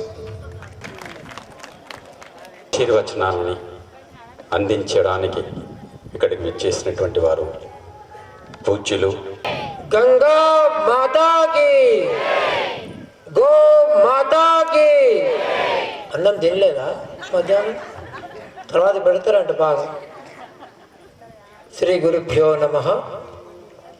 వాగర్థ వివ సమృద్ధో వాగర్థో ప్రతిపత్తయే జగతో పితర వందే పార్వతీ పరమేశ్వరు. या देवी सर्वभूतेषु मातृरूपेण संस्थिता नमस्तस्यै नमस्तस्यै नमस्तस्यै नमो नमः. या देवी सर्वभूतेषु शक्तिरूपेण संस्थिता नमस्तस्यै नमस्तस्यै नमस्तस्यै नमो नमः. या देवी सर्वभूतेषु बुद्धिरूपेण संस्थिता नमस्तस्यै नमस्तस्यै नमस्तस्यै नमो नमः. दत्तात्रेय महादेवो दत्तात्रेय महागुरु दत्तात्रेयादि वैकुंठम नारायणमहं भजे. मनोजवं मारुततुल्यवेगं जितेन्द्रियं बुद्धिमतां वरिष्ठं वातात्मजं वानरयूथमुख्यं श्रीरामदूतं शिरसा नमामि. श्रुतिस्मृतिपुराणानामालयं करुणालयं नमामि भगवत्पादं शङ्करं लोकशङ्करं. शंकरं शंकराचार्यं केशवं बादरायणं सूत्रभाष्यकृतं वंदे भगवंत पुनः पुनः. हंपी क्षेत्राधिपति विरूपाक्ष स्वामी वारिकी, अम्मवार पंपादेवी, अम्मवार भुवनेश्वरी देवी, त्रिमूर्ति अवतार स्वरूपమైన దత్తాత్రేయ స్వామి వారితో పాటు పవనసుత హనుమాన్తో పాటు సనాతన ధర్మాన్ని కలియుగంలో పునఃప్రతిష్టాపన చేసినటువంటి ఆది శంకరాచార్యుల వారితో పాటు సమస్త దేవి దేవతల చరణాలకు శిరసాష్టాంగ నమస్కారాలు చేస్తూ ఈ యొక్క హిందూ సమ్మేళనాన్ని నిర్వహిస్తున్నటువంటి 50 మంది కార్యకర్తలకు, భక్తులకు అందరికీ మా యొక్క నారాయణ స్మరణ పూర్వక ఆశీర్వచనాలు. ఇప్పటిదాకా భారతదేశం యొక్క శక్తి ఏమిటి, ఎంతమంది దీనికోసం వాళ్ళ ప్రాణాల్ని తృణంగా అర్పించాలని చాలా వివరంగా విన్నారు. ఎంత విన్నారో ఎంత దాచుకుంటారో నాకు తెలియదు, కానీ ఇప్పుడు చెప్పేవి కొద్దిగా జాగ్రత్తగా వినండి. దాదాపు ఇప్పటికి 191 సంవత్సరాలు అయింది. 1835 సంవత్సరం భారతదేశానికి ఒక వ్యక్తి వచ్చాడు. మొత్తం భారతదేశం తిరిగాడు. పూర్వం నుంచి పశ్చిమం వరకు, ఉత్తరం నుంచి దక్షిణం వరకు తన దేశానికి వెళ్ళాడు. అక్కడ పార్లమెంట్లో ఉపన్యాసం ఇచ్చాడు. ఏమన్నాడంటే, నేను యావత్ భారతదేశాన్ని తిరిగి వచ్చాను, నాకు ఎక్కడ ఒక బిచ్చగాడు కానీ, ఒక బీదవాడు కానీ, ఒక దొంగవాడు కానీ కనబడలేదన్నాడు. I have traveled across the length and breadth of India. I have not found a poor, a beggar or a thief. Such great high values I have seen in that country అన్నాడు. అటువంటి గొప్ప విలువలు కలిగిన దేశాన్ని నేను చూశానన్నాడు. ఇంకా ముందుకేమన్నాడు, the reason behind this is the spiritual and cultural heritage of that country అన్నాడు. భారతదేశం అంత గొప్పగా కావడానికి వాళ్ళు నిత్య జీవితంలో ఆచరణ చేసినటువంటి ఆధ్యాత్మికత, సంస్కృతి, సంప్రదాయాలు అన్నాడు. Unless and until we break this system we cannot rule them అన్నాడు. ఎంతవరకైతే వాళ్ళ నిత్య జీవితాల్లోంచి మన ఆధ్యాత్మికత, సంస్కారాలు, సంస్కృతి తొలగించలేమో అంతవరకు వాళ్ళని మనము పరిపాలించలేమన్నాడు. ఇవన్నీ వాళ్ళకి లభిస్తున్నవి 3 మాతలుగా చెప్పాడు. భారత్ మాత, గోమాత, గాయత్రి మాత. భారత్ మాత అంటే తల్లి, గోమాత పరోపకారాన్ని ప్రత్యక్ష ప్రమాణం, గాయత్రి మాత అనే దేవాలయాలు. ఆయన పేరే మెకాలే. ఆయన దేశం ఇంగ్లాండ్, ఇంగ్లాండ్ దేశం యొక్క రాజధాని లండన్. లండన్ పార్లమెంట్లో ఉపన్యాసం ఇచ్చినటువంటిది. మీరు కావాలంటే గూగుల్లో టైప్ చేయండి, అద్భుతంగా వస్తుంది. అదే ఈనాడు మనం చూస్తున్నాం. తల్లి బడి, పిల్లల బడి. ఇప్పుడే చెప్పారు ఎందుకు తల్లికి మొట్టమొదటి స్థానం ఇచ్చాం భారతదేశంలో. మాతృదేవో భవ అన్నాం. అంతేకాదు, ప్రత్యక్షంగా కనబడుతున్నాయి కూడా. అమ్మవారి గుళ్ళు ఎక్కడున్నాయండి? శ్రీశైలం వెళ్ళినప్పుడు బ్రహ్మరాంబ గుడి పైన ఉంటుందా, కింద ఉంటుందా? జ్యోతిర్లింగం అని చెప్తాము. మల్లికార్జున స్వామి కింద, అమ్మవారి పైన. కామాఖ్య ఎక్కడ ఉన్నది? నైనాదేవి ఎక్కడున్నది? జ్వాలాముఖి ఎక్కడున్నది? విజయవాడ కనకదుర్గమ్మ ఎక్కడున్నది? అమ్మవారికి ఎందుకు స్థానం ఇచ్చామంటే ఊరికేనే ఇవ్వలేదు. ఆ మాతృమూర్తికి ఎటువంటి శక్తి అంటే, జన్మ ఇచ్చిన తర్వాత కాదు, జన్మ ఇవ్వకముందే తన గర్భంలో ఉన్న శిశువుకి అనేక సంస్కారాలు ఇచ్చే శక్తి ఆమెకు ఉన్నదనడానికి ప్రత్యక్ష ప్రమాణాలు చాలా ఉన్నాయి. ప్రహ్లాదుడు రాక్షస బిడ్డ, హిరణ్యకశిపుడు లీలావతి. మరి వాళ్ళకి దైవీ గుణాలన్నటువంటి బిడ్డ ఎట్లా కలిగాడు? లీలావతి గర్భం దాల్చిన తర్వాత హిరణ్యకశిపుడు అడవికి వెళ్ళిపోతాడు తపస్సుకి. అదే సమయంలో నారదులు వారు వచ్చి ఆ తల్లిని తీసుకుని ఆశ్రమానికి వెళ్తారు. ఆశ్రమంలో ఏముంటుంది? ఆ యొక్క పక్షుల ధ్వనులు, పూల యొక్క వాసనలు, దైవ చింతన. ఆ తల్లి ఆనందం ఆనందం ఆనందం, కళ్ళు మూసుకుంటుందంతే. ఒక్కసారి జైల్లోంచి బయటికి వచ్చింది కదా, రాజభవనం అంటే జైలే. ఆనందంతో కళ్ళు మూసుకుంటుంది. నారదులు వారు అందుకుంటారు, కళ్ళు మూసుకొని ఉంటుందని, కానీ నిద్రపోయినారు. చాలా మంది మాతృమూర్తులకు అనుభవం ఉంటుంది. 7వ నెల తర్వాత 8వ నెల వచ్చేటప్పటికి లోపల బిడ్డ ఏం చేస్తుంటాడమ్మా? లోపల ఏం చేస్తాడు? తన్నాడు, ఆడుకుంటుంటాడు. మీకు తన్నేట అనిపిస్తుంది. అంటే తల్లి నిద్రపోతున్నప్పుడు బిడ్డ మెలుగు ఉంటాడు. ఆ సమయంలో ఏ విషయాలు చెప్తారో అవన్నీ గ్రహిస్తాడు. అదే జరిగింది ప్రహ్లాదుడి విషయంలో.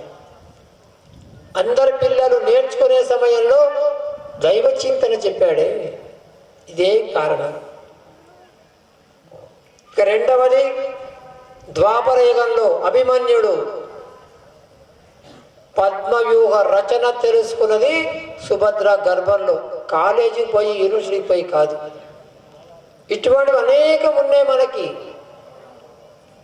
ఆ తర్వాత జన్మనిచ్చిన తర్వాత మదాలస కథ చదవండి. మీ పిల్లలు మొబైల్ చూస్తుంటారు కదా, ఏమో ఆటలాడుతుంటారు. తను చెప్పండి, నాన్న మదాలస రాజుగారు ఆమెను మోహించి వివాహం చేసుకుంటారు. రాజుగారు మాట కాదనలేదు కదా. ఒక షరతు పెడుతుంది ఆమె, మహారాజా మీ యొక్క కోరిక నేను తీరుస్తా, కానీ నాకు పుట్టే బిడ్డలని నా ఇచ్ఛానుసారం పెంచుతా, మీరు జోక్యం కల్పించుకోకూడదు అంటుంది. రాజుగారు అనుకుంటారు, ఏమనుకున్నారు, అల్లారముద్దుగా పెంచుతుందేమో. కానీ ఆమె రాజ్యంలో అరాచకత్వం చూస్తుంటుంది, అత్యాచారాలు చూసింది.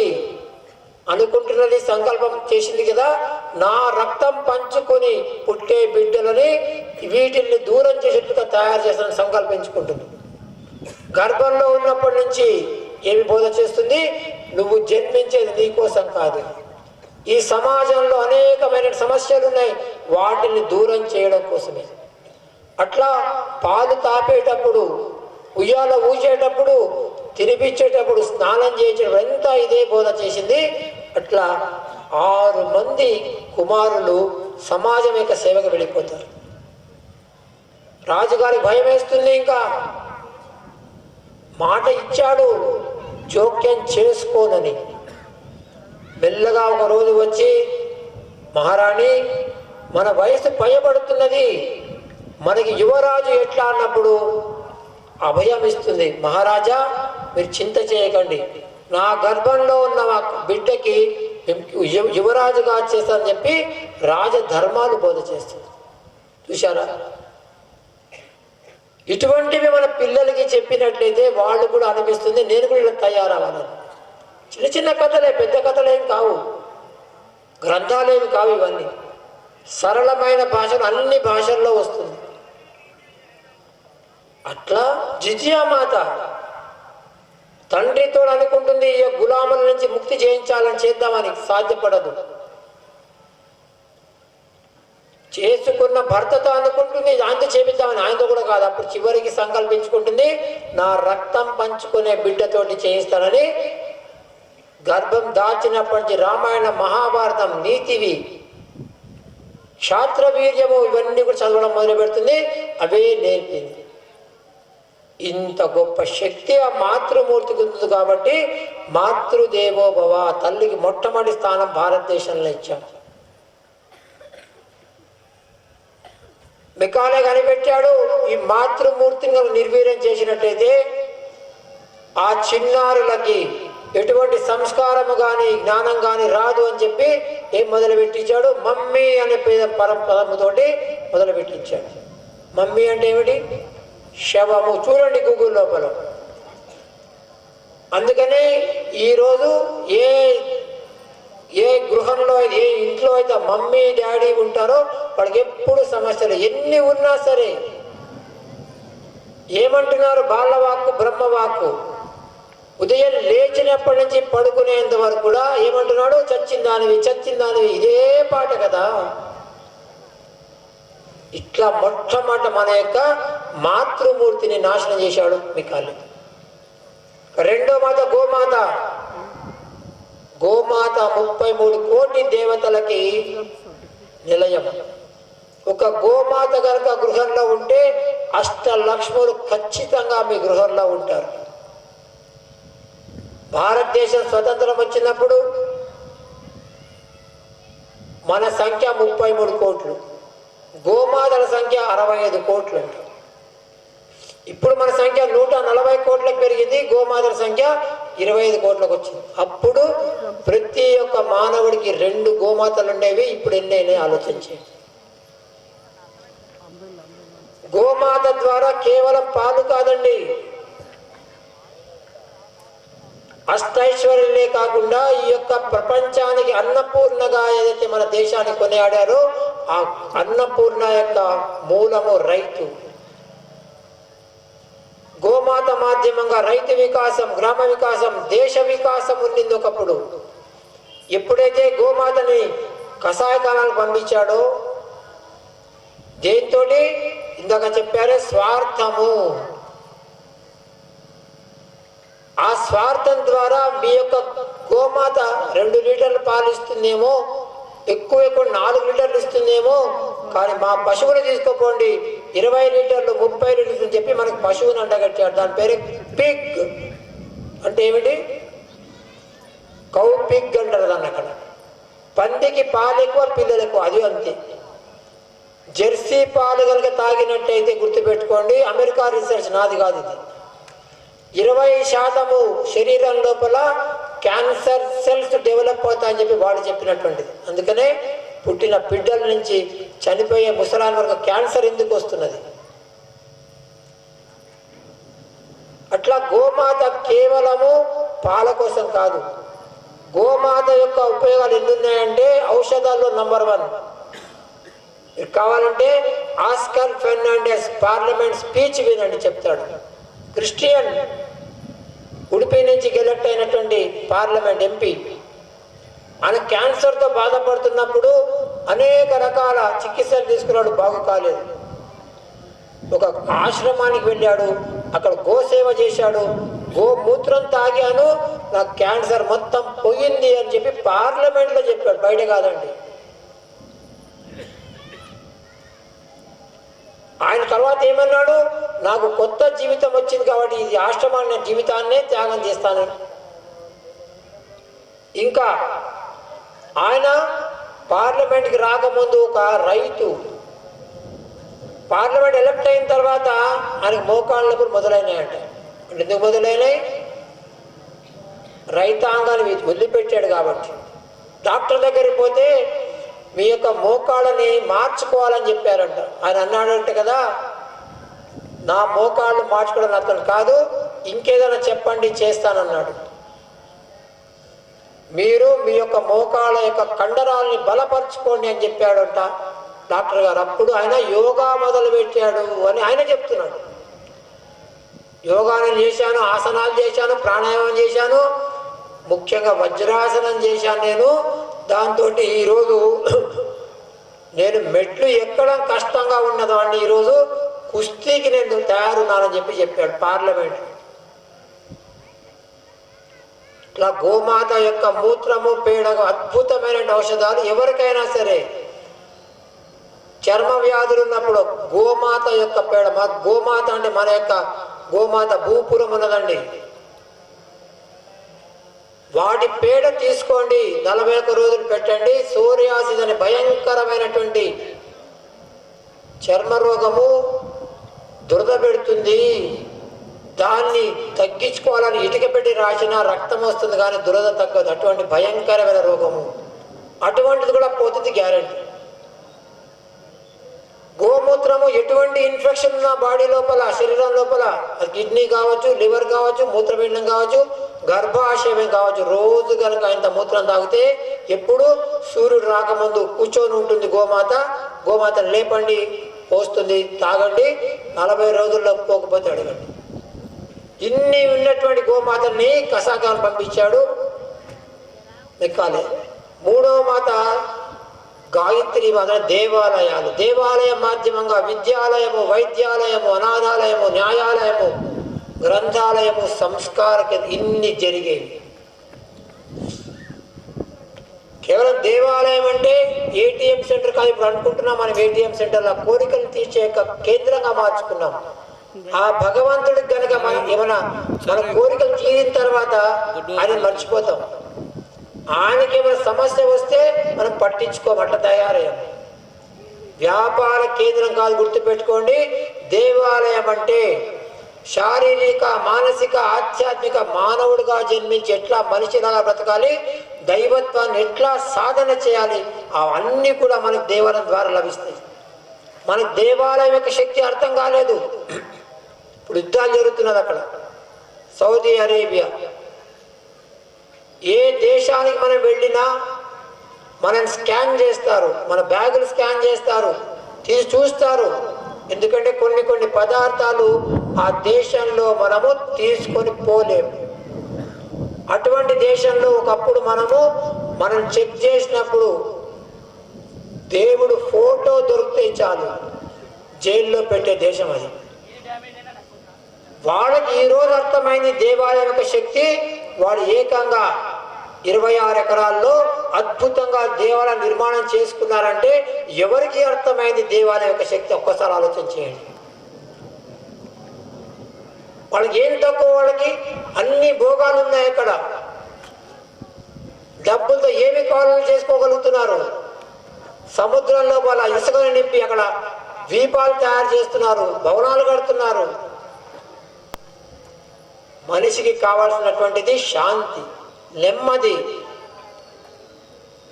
అది వాళ్ళకి కొరవైంది కాబట్టి ఇది దేవాలయం ద్వారా సాధ్యమని వాళ్ళు నిర్మాణం చేసుకున్నారంటే ఆలోచన చేయండి. కానీ మనం ఏమనుకుంటున్నాం, దేవాలయం అంటే కోరికలు తీర్చే యొక్క కేంద్రంగా మార్చుకున్నాం. నా కూతురికి పెళ్ళి అయితే నీకు వివాహం చేయిస్తా, నాకు మనవలు పుడితే నీకు కూడా ఒక తొట్లు చేయిస్తా. ఇదా? ఆయన పెద్ద వ్యాపారస్తులు గుర్తుపెట్టుకోండి. ఒకటి కాదు, మొదట పెళ్లి చేస్తాడు, 2 సంవత్సరాలు పిల్లలు కాదు, మళ్ళీ పోతాం, పిల్లలు అయితే ఏం చేస్తాను, మళ్ళీ పిల్లలు అవుతారు, మళ్ళీ ఇంకో కోరిక ఏంటి, మొండిగా తయారవుతాడు. భగవంతుడు ఆ పిల్లలు ఇచ్చే మొండిగా తయారాడు. ఏం చేయాలి? ఇది హనుమంతుడు తోకనే పెద్దగా గుర్తుపెట్టుకోండి. దేవాలయం అంటే కోరికలు చేసే యంత్రం కాదు, గుర్తుపెట్టుకోండి. దేవాలయం అంటే ఇంకా విశేషంగా చెప్తున్నా, ముఖ్యంగా పిల్లలకి, యువతకి. ఈరోజు జ్ఞాపక శక్తి తగ్గిపోయింది, ఏకాగ్రత తగ్గిపోయింది. ఈ రెండుకి దేవాలయం కేంద్రం గుర్తుపెట్టుకోండి. రోజుకు 5 నిమిషాలు పిల్లవాళ్ళని పంపించండి, అక్కడ కూర్చొని రమ్మని చాలు. ఖచ్చితంగా 41 రోజులు, మండలం రోజుల లోపల అక్కడ జ్ఞాపక శక్తి, ఏకాగ్రత పెరగపోతే అడగండి. ఏమిటి దేవాలయం యొక్క శక్తి? ఒక శిల్పి అద్భుతంగా శిల్పాన్ని చెక్కాడు. ఒక వ్యక్తి వచ్చాడు, అబ్బా ఎంత బాగా చెక్కావు నాయన అని అన్నాడు శిల్పిని. ఆ శిల్పి పక్కన ఇంకొక రాయిని చూపించాడు. చూపించి అన్నాడు కదా, ఇగోండి ఈ రాయిలోంచి దీన్ని నేను తీశానన్నాడు. ఏం చేశావు? ఈ రాయిలో ఉన్నటువంటి వృధా పదార్థాన్ని, వేస్ట్ని తీసేశాను, అప్పుడు ఇట్లా తయారైంది అన్నాడు ఈ శిల్పం. అదేవిధంగా మనం దేవాలయం వెళ్ళినప్పుడు మనలో చెడు బయటికి వెళ్ళిపోతుంది, తెలుస్తుంటుంది మనకి ఇది తప్పు ఒప్పు అని. అది దేవాలయం యొక్క శక్తి. ఇంగ్లాండ్లో పూరి జగన్నాథం ఒక డాక్టర్ గారు అక్కడ ఉద్యోగం చేస్తూ ఒక చర్చిని కొని అక్కడ అద్భుతంగా జగన్నాథ స్వామి దేవాలయం నిర్మాణం చేశాడు. అమ్మేస్తున్నారు చర్చిలు అక్కడ. వాళ్ళకు అర్థమవుతున్నది దేవాలయం మాధ్యమంగా విద్యాలయం మొట్టమొదటిది ఇది కనిపెట్టాడు వాడు. విద్యాలయాలు పోయినాయి, ప్రతి గ్రామానికి గురుకులం ఉండేది. దానికి మనం కూడా కారణమే. మన పిల్లల్ని ఆంగ్ల మాధ్యమంలో చదువుతున్నాం, కానీ గురుకులాలకు పంపించి మన మూలమైనటువంటి విద్యని నేర్పించడానికి మనం ప్రయత్నం చేస్తున్నామా? ఒక్కసారి మీ గుండెల మీద చేసుకుని మీరే ఆలోచన చేయండి. గురుకులం అంటే కేవలము చదువు రాయడము, చదవడం నేర్పడం కాదు. జీవితంలో ముందుకు వెళ్ళిన తర్వాత మీ కాళ్ళ మీద ఎట్లా నిలబడతారు, నిలబడే శక్తిని ఇచ్చేటువంటిది, వేరే వాళ్ళకి మార్గదర్శనం చేయటువంటి విద్యని నేర్పేది గురుకులం. ఎంతమందికి ఆ యొక్క వాటి మీద శ్రద్ధ ఉన్నది. ఇంతసేపటి డాక్టర్ కావాలి, ఇంజనీరింగ్ కావాలి, సాఫ్ట్వేర్ ఇంజనీరింగ్, ఇవేనా? చివరికి ఏం చేస్తున్నారు? ఆ చదువులు చదివిన వాళ్ళు మిమ్మల్ని తీసుకెళ్ళి హాస్టల్లో పెడుతున్నారు. ఎందుకంటే మీరు వాళ్ళ హాస్టల్లో పెట్టారు కదా. హాస్టల్ ఏంటి తెలుసా? వృద్ధాశ్రమాల్లో పెడతారు. విద్యాలయాలు పోయినాయి, విద్యాలయాలు పోయి ఏమొచ్చినాయి? కాన్వెంట్ బడులు వచ్చినాయి. ఏం నేర్పుతున్నారు కాన్వెంట్ బడుల్లో? భగవంతుడినే పొమ్మనే పద్యాలు చిన్నప్పటి నుంచి నేర్పుతున్నారు. బాలవాక్కు, బ్రహ్మవాక్కు. ఏమంటున్నారు పిల్లలు? Rain rain go away, rain rain go away. ఇదా? వానదేవుడా పో అంటే వస్తాడా? వానదేవుడు రమ్మంటే వస్తాడా? వాన వాన వల్లప్ప. అన్ని భాషల్లో ఏరే పోస్ అని మహారాష్ట్రలో, మళిరాయ బా అని కన్నడలో అన్ని భాషల్లో కూడా వానదేవుని రమ్మనే పాటలు. ఎందుకు? భారతదేశం అన్నపూర్ణ, ప్రపంచానికి అన్నం పెట్టిన దేశం. ఆ యొక్క పంట పండాలంటే రైతుకి వాన కావాలి. అంతేకాదు సృష్టిలో ఉన్న సమస్త జీవరాశులకి నీళ్లు కావాలి. అటువంటి ఆ యొక్క వానదేవుని మనం ప్రార్థించాల్సింది. పోయి పొమ్మంటే ఎందుకు వస్తాడు చెప్పి, అందుకని వానలు పట్టడం లేదు. మనమేం నేర్పాలి ఇప్పుడు? అదే భాష మీద మనకు ద్వేషం లేదు, అదే భగవంతుడిని ఆంగ్లంలో మనం అనాలి. ఎట్లా? ఆయన భాషకి సంబంధం లేదు. రైన్ రైన్ కమ్ కమ్, గుంటలన్నీ గమ్ గమ్. ఎందుకు నేర్పకూడదు? మనం ప్రయత్నం చేస్తున్నామా? ఇంకా ఇటువంటివి నేర్పారు. శీలం ప్రధానం పురుషే తత్త స్నేహ ప్రణశ్యతి జీవితే గతస్య జీవితే నార్థ నధనేన నా బంధువి. ఎన్ని ఉన్నా if health is lost, something is lost, you can make it up. ఆరోగ్యం పాడిపోతే రకరకాల వైద్యాల ద్వారా బాగు చేసుకోవచ్చు. If wealth is lost, something is lost, you can make it up. ధనం కనుక నష్టపోతే కష్టపడి సంపాదించుకోవచ్చు. But if character and culture is lost, everything is lost. దానికి ఏం నేర్పుతున్నారు అక్కడ? చిన్నప్పటి నుంచే Johnny Johnny what papa, eating sugar no papa, telling lies no papa, open your mouth. ఆహా, చక్కెర తినొద్దు అంటున్నాడు, అబద్ధాలు చెప్పొద్దు అంటున్నాడు, తిని చూపిస్తున్నాడు. ఇది అవసరమా? ఇట్లా మూలంగా చిన్నప్పటి నుంచి వాళ్ళ యొక్క మనసుల్లో విష బీజాన్ని నాటుతున్నారే. కొద్దిగా మనం ఆలోచన చేసి నాన్న ఇది తప్పురా అని చెప్పామా? ఎప్పుడైనా సంతోషపడుతున్నాం. Johnny Johnny పడువాహా. ఇప్పుడు ఏం చేయాలి మనం? సమస్యకి సమస్య పరిహారం కాదు. మనము అదే భాషలో వాళ్ళకి మనము మన యొక్క సంస్కృతిని నేర్పడానికి ప్రయత్నం చేయవచ్చు. ఎట్లా చేయవచ్చు? 1 1 1 god is 1, 2 2 2 epics are 2, 3 3 3 murtis are 3, 4 4 4 Vedas are 4, 5 5 5 Pandavas are 5, 6 6 6 chakras are 6, 7 7 7 rishis are 7, 8 8 8 Dikpalakas are 8, 9 9 9 grahas are 9, 10 10 10 avataras are 10. ఎందుకు మనం చెప్పడం లేదు? అయ్యా చెప్పట్టు రాజకీయ నాయకులు కొట్టారు, వాళ్ళకు మాకు కాదు. భారత్ మాతాకి. ఎందుకు మనము నేర్పడానికి ప్రయత్నం చేయటం లేదు? అక్కర్లేదా? మన పిల్లలు రాణా ప్రతాప్ తయారనే అవసరం లేదా? శివాజీ కావాలి అవసరం లేదా? ఝాన్సీ లక్ష్మీబాయి, అహల్యాబాయి హోల్కర్, వీళ్ళలో మన దగ్గర వద్దా? మన కుటుంబం నుంచి ఎవరు కూడా మహానుభావులు కావక్కర్లేదా? ఎందుకు మనం ఆలోచన చేయటం లేదు? ఎంతసేపటికి ఒక దగ్గరపై పని చేసుకోవడమేనా? భారతదేశం యొక్క మెకాలజీని కుట్ర ఏమిటంటే మన కాన్వెంట్లో చదివిన పిల్లవాళ్ళు ఎవరు కూడా యజమానులు కావటం లేదు. మొదటి బెంచ్లో గోల్డ్ మెడల్ తీసుకున్నవాడు చివరి బెంచ్లో ఫెయిల్ అయిన వాళ్ళపై పని చేసుకుంటున్నాడు. ఇది మన యొక్క చేసినటువంటి కుట్ర. ఇది విద్యాలయాలు కానే కాదు, గుర్తుపెట్టుకోండి. విద్యాలయాల్లో చదివిన వాడు ఎప్పుడు కూడా ఉన్నత స్థానంలో ఉంటాడు. వాడు 10 మందికి మార్గం చూపిస్తాడు. ఇట్లా విద్యాలయాలు నాశనమైనాయి. వైద్యాలయము పోయినాయి, కాన్వెంట్ కార్పొరేట్ ఆసుపత్రులు వచ్చినాయి. ఇంత పెద్ద స్కామ్ అనేది చాలా వీడియోలు వచ్చినాయి, చూడండి. ఈరోజు PT scan, PET scan, CT scan, MRI scan, రకరకాల స్కాన్లు తీసిన రోగ నిర్ధారణ చేయగలుగుతున్నారా? కానీ మన యొక్క పద్ధతి ఆయుర్వేదము శరీరంలో 4 భాగాల దగ్గర 2 నాడులను పట్టుకొని చెప్పేవాళ్ళు 6 నెలల తర్వాత నీకు ఏ సమస్య వస్తుంది. అది గొప్పదా? ఇన్ని చేసిన తర్వాత కూడా రోగం నిర్ధారణ చేయకపోవడం గొప్పదా? ఎందుకు పాడు చేశాడు? కేవలము భారతీయులు అనారోగ్యం ఉన్నట్టయితే సౌండ్ మైండ్ అనే సౌండ్ బాడీ. శరీరం బాగుంటే మనసు బాగుంటుంది, మనసు బాగుంటే ఆలోచనలు బాగుంటాయి, ఆలోచన బాగుంటే పని బాగుంటుంది, పని బాగుంటే దాని యొక్క ఫలితం బాగుంటుంది. శరీరాన్ని పాడు చేయాలి. ఇగో ఇదే విధానం. విచిత్రము హైపర్ టెన్షన్ అంటాం దేనికి? బ్లడ్ ప్రెషర్కి. దాని యొక్క సాధారణమైన అర్థం ఏమిటి? ఎక్కువ టెన్షన్ తెచ్చుకుంటున్నావు. ఎక్కడ వస్తుందని టెన్షన్? 3 స్థలాల్లో వస్తుంది. ఒకటి మీ గృహంలో కావచ్చు, మీ కుటుంబ సభ్యులతోటి, లేదా మీ యొక్క ఫ్రెండ్ సర్కిల్ కావచ్చు, లేదా మీరు పని చేసే యొక్క కార్యస్థలంలో కావచ్చు. ఆ టెన్షన్ని తగ్గించుకొని మాత్రలు వేసుకుంటూ పోతాయా? ఆ సమస్యను పరిహారం చేసుకోవాలా? ఎక్కడికి పోతున్నాం? ఇందాక చెప్పారు ఆర్ఓ వాటర్, దానంత డేంజర్ ఇంకోటి లేదు, గుర్తుపెట్టుకోండి. నాకు అనిపిస్తుంది డాక్టర్లకి ఆర్ఓ వాటర్లో ఫిట్ చేసే వాళ్ళకి ఏమైనా లింక్ ఉందేమో అని. దాంట్లో టీడీఎస్ అనేది గుర్తుపెట్టుకోండి, total dissolved salts. Rain water is the purest form of water అంటారు. వాన నీళ్లు అద్భుతమైనటువంటి చాలా శుభ్రమైనటువంటి నీళ్లు. పరీక్ష చేశాం. ఈరోజు ఆర్వే వాటర్లో మీరు టీడీఎస్ తీసుకొని చిన్న ఒక థర్మామీటర్ లాగా ఉంటుంది, దాంట్లో కప్పు ఉంటుంది, దాంట్లో పెట్టినట్టయితే నీళ్లు పోసి మీకు స్పష్టంగా తెలుస్తుంది ఎంత ఉండాలో. వాన నీళ్ళకి మేము పరీక్ష చేస్తే 170 కంటే ఎక్కువ వచ్చింది. మీరు కావాలంటే ఇప్పుడు చేసుకోవచ్చు వాన పడినప్పుడు. కానీ ఆర్ఓ వాటర్ ఎంత వస్తున్నది? 50, 40, 60కి వస్తున్నది.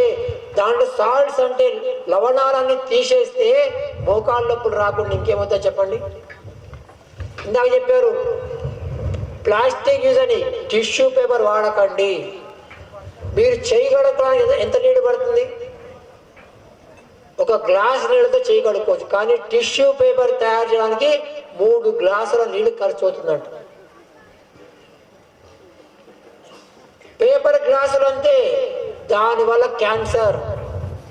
ప్లాస్టిక్, అల్యూమినియం ఈ రెండు చాలా డేంజర్ అని చెప్పి బ్యాన్ చేశారు చాలా దేశాల్లో, కానీ మనం మాత్రం అవే వాడుతున్నాం. ఇట్లా వైద్యాలయం ద్వారా వ్యాపారం చేసి మన యొక్క ఆరోగ్యాన్ని పాడు చేయడానికి వాడు పూనుకున్నాడు. మూడవది అనాథాలయం. ఎవరికి ఎవరు లేరు, దేవాలయం మంటపాలు ఉండేవి, బ్రహ్మాండంగా సేవ చేసుకొని అక్కడే వాడు ప్రసాదం తిని హాయిగా ఉండేవాడు. అనాథాలయాలు, దేవాలయాలు గ్రిప్పిట్లో పెట్టుకోవడం అనాథాలయాలు పోయినాయి, ఓల్డ్ ఏజ్ హోములు మొదలైనవి, వృద్ధాశ్రమాలు మొదలైనవి. అందుకనే తల్లిదండ్రులను ఎవరు కూడా ఇళ్లలో పెట్టుకోవటం లేదు. ఎప్పుడైతే వృద్ధాశ్రమాలు బంద్ అవుతాయో ఖచ్చితంగా ఏదో ఒక కారణంతో వాళ్ళు బయటికి పంపించలేక ఇంట్లో పెట్టుకుంటారు. వాళ్ళ ఇంట్లో ఉన్నప్పుడు అద్భుతమైన జ్ఞానం అందుతుంది వాళ్ళకి. న్యాయాలయం నాలుగవది, న్యాయాలయాలు పోయినాయి, కోర్టులు వచ్చినాయి. ఐదవది గ్రంథాలయం పోయింది, రీడింగ్ రూములు వచ్చినాయి. చివరిది సంస్కార కేంద్రం పోయింది, క్లబ్బులు వచ్చినాయి. ఇది చేసిన కుట్రమ్మే కాదు.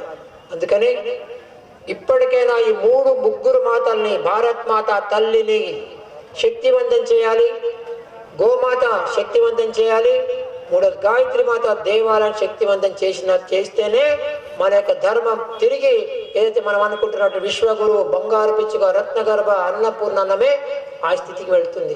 ప్రపంచం మొత్తం శాంతంగా ఉండాలని కోరుకున్నటువంటి దేశం కాబట్టి మనం ఆ స్థితికి చేరాలంటే ఖచ్చితంగా వీటిని మనము కాపాడాల్సింది.